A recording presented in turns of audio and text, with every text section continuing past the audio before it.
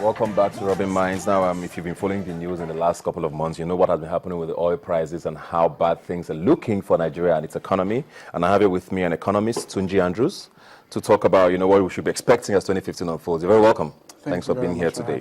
Yeah, we had a guest here talking about this last week, but I want to still touch on it a little more. How much danger are we really in? Because, even in the last week, things have continued to even fall further, and the benchmark for our budgets has remained the same. What does that mean for us? Right now, it's the easiest way to paint the picture is of a 2015 SUV, very beautiful 2015 SUV, driving on a very smooth road, but there are signs up saying road ends up ahead. And that is what we're heading towards right now. We're heading in a situation whereby if we do not hit the brakes quickly, our economy might go into a bit of a shamble in a few months, maybe. So how do we do that at this point? How do we hit those brakes at this point? What do we do? What needs to be done?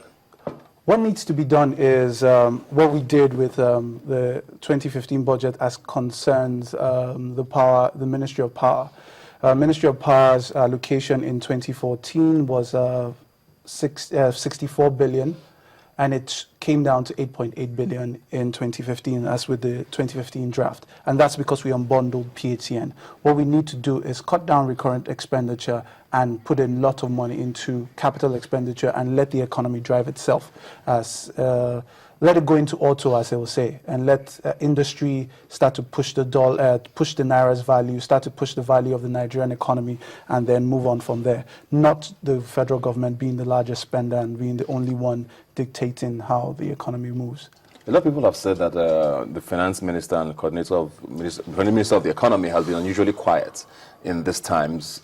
Are there things you should be saying, especially to the average Nigerian who doesn't understand all of these figures and terms and, what this means for him and his pockets in particular? She is saying what she needs to say. There's something I always say that you can't expect someone to understand a concept when he's paid not to understand it. The issue right now is she can't come out and say the adverse because that will be directly contravening what her boss's government stands for at this particular time. So she's trying to tell us there's no problem, we are fine, and that is what she can say. But the truth is that we're at the situation whereby things are not yet bad, but they can get bad very quickly, and we see that it might happen in the next few months. We have just about 34 billion in our foreign reserves right now. In 2014, we spent just $1 billion under that defending the naira. We might be defending the naira in this 2015 again, and there are indications that we might devalue the naira a bit further, all kinds of permutations coming about that. But give or take, what you need to understand is that everybody's on alert. There are a lot of people making all kinds of assumptions here and there. And she can't obviously come out and say that to the world. What do you expect foreign investors in Japan, foreign investors in the US to think about the finance minister of the economy coming out to say, okay, there's trouble? But that be as it may, we've not seen her taking it seriously in the actions she's taking with policies, with the budgets, with moving forward as a country. There are things we believe she should be doing, but she's not yet doing it. A lot of people have said, we've seen in the past how the National Assembly tends to change a lot of things with the budget, benchmark, allocations to different sectors. And people are thinking that they might actually be the key this time with what happens with the budgets, even though politics is going to distract them until maybe March, before they come back to start sitting properly and facing the budget, which means we don't even know when the budget will be passed. So before we get to them passing it, what's going to be happening to Nigeria between now and whenever the budget gets passed, considering how the oil prices are falling and we don't necessarily have cash anywhere? Most of it is going to elections now, whether we like it or not. What's going to happen to us between now and then? Do what we've always done, borrow to fund the government, borrow to run the government. And there's something I was looking at with a few other analysts, and we realized that over the last few years, Nigeria has never met its revenue expectations. The slimmest margin, we've missed it by a slimmest of 25%. So we've never had enough money to run our budget over the last 5 years. And now it's even worse because, crude oil prices are low, and then, the naira's value is very poor. So we're still not going to meet it. But in that gap you're talking about, we'll just do what we've always done, borrow. So do you think the National Assembly is going to have to fix this?